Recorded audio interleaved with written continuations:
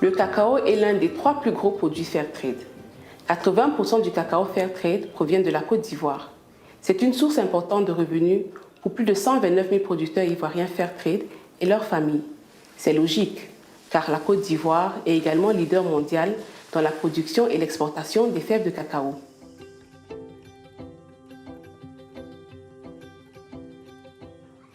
Ils doivent se conformer aux standards Fairtrade. Atteindre et maintenir la conformité pose des défis particuliers. Dans cette vidéo, j'expliquerai certains de ces défis, qui sont la traçabilité, la déforestation, les pratiques commerciales déloyales et le travail des enfants. Je parlerai de ce que nous faisons chez Flowcert pour vérifier si les organisations qui cultivent et commercialisent le cacao Fairtrade respectent les exigences fixées par les standards Fairtrade. Puis, un des auditeurs de Flowcert, Soro Kolocholo Ofolo, montrera comment nous contrôlons ces exigences dans nos audits avec les organisations de producteurs. Avant d'aller à un audit Fairtrade, je reçois du bureau de Flowcert une liste des achats et paiements Fairtrade faits par les acheteurs à la coopérative que je m'en vais auditer.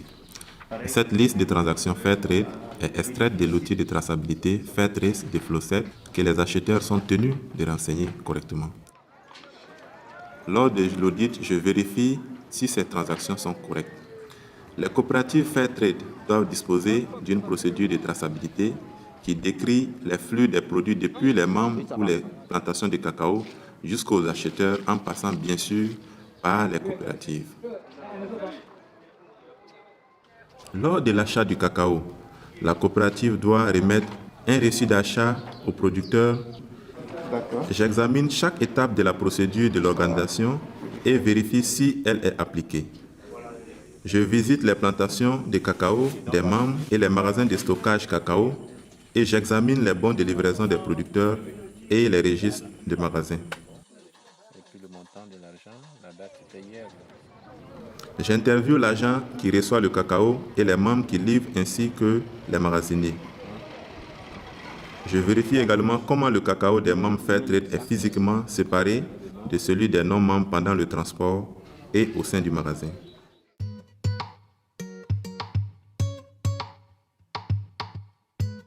Lors de mon audit, je vérifie avec la coopérative si les membres sont à l'intérieur des aires protégées. Pour ce faire, j'utilise donc les cartes officielles de la Côte d'Ivoire où se trouvent les aires protégées et j'utilise également mon GPS que je couple à ces cartes pour m'assurer de ma position en temps réel par rapport à ces aires protégées. Quand j'identifie des risques de proximité des membres avec les aires protégées ou bien les risques des membres se trouvent au sein des aires protégées, je visite en priorité ces membres-là. Et lors de la vérification, je montre en temps réel la position de l'exploitation au producteur par rapport à l'aire protégée. Et quand il se trouve effectivement que les membres sont au sein des aires protégées, la coopérative doit exclure ces membres du groupe de producteurs.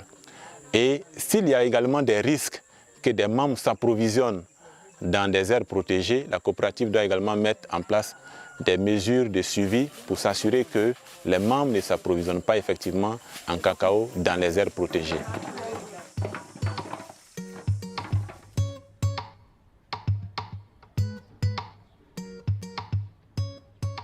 Historiquement, le cacao est un produit pour lequel les acheteurs ont un grand pouvoir commercial sur les producteurs. Cela s'est souvent traduit par des pratiques commerciales déloyales que nous avons également connues dans le commerce équitable. Nous avons vu par exemple que les acheteurs poussent les producteurs à obtenir la certification, mais qu'ils ne s'approvisionnent pas régulièrement auprès d'eux. Ou encore que des acteurs commerciaux tentent d'installer et de contrôler des coopératives qui ne sont autorisées à vendre qu'à eux. Par conséquent, depuis 2019, nous vérifions que les organisations de producteurs de cacao Fairtrade ont des acheteurs qui s'engagent à s'approvisionner auprès d'eux pendant au moins 2 ans. Avec ces mesures, nous voulons nous assurer que les producteurs bénéficient pleinement de la prime Fairtrade.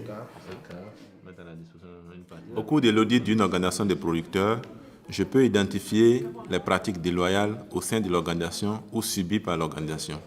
notamment en vérifiant si l'organisation respecte les règles relatives aux élections démocratiques et à la prise collective de décisions, et en contrôlant également le paiement des prix et des primes. Les producteurs peuvent dépenser la prime Fairtrade pour des projets qu'ils décident démocratiquement, par exemple pour des projets de santé ou d'infrastructure.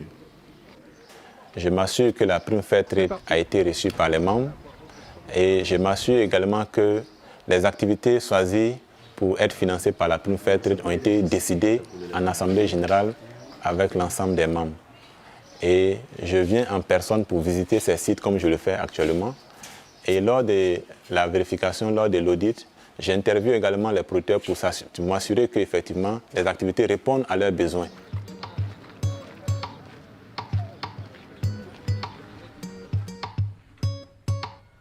Un défi souvent associé au cacao est le travail des enfants.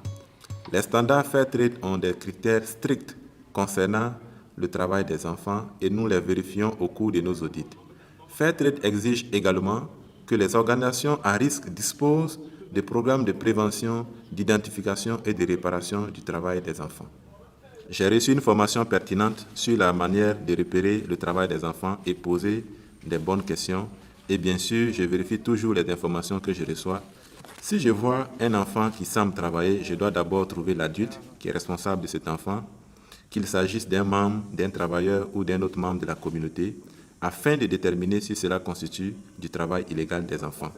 Après tout, la simple présence d'un enfant dans une plantation de cacao n'est pas automatiquement illégale. Certains types de travail qui ne mettent pas en danger le bien-être et la scolarité de l'enfant sont autorisés. En Côte d'Ivoire, il faut savoir que nous avons ce que nous appelons la double vacation. Donc certains enfants vont le matin à l'école et l'après-midi, ils n'y vont pas. Quand il a été identifié un cas de travail des enfants au cours des audits précédents, je m'assure que la coopérative a pris des mesures de suivi efficaces pour éradiquer ce problème. Je fais la vérification des interviews avec les membres concernés, avec également le comité de suivi du travail des enfants au sein de la coopérative, et je m'assure également au niveau des écoles, de la communauté aussi.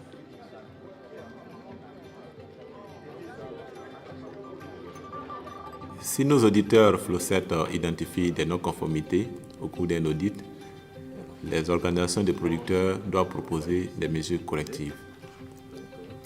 De cette façon, l'identification des non-conformités n'est pas un problème en soi. Il faut bien qu'on identifie des problèmes pour pouvoir proposer des solutions. C'est ainsi que les producteurs peuvent s'améliorer au fur et à mesure.